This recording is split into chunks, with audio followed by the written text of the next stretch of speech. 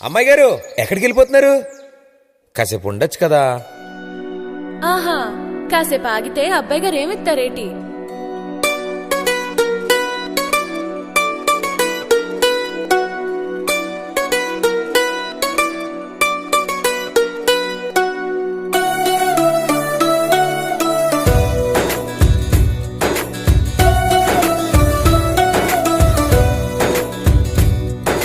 నీలి నీలి ఆకాశం ఇద్దామనుకున్నా, మబ్బులు నిన్నే కమ్మేస్తాయని మానేస్తూ ఉన్నా.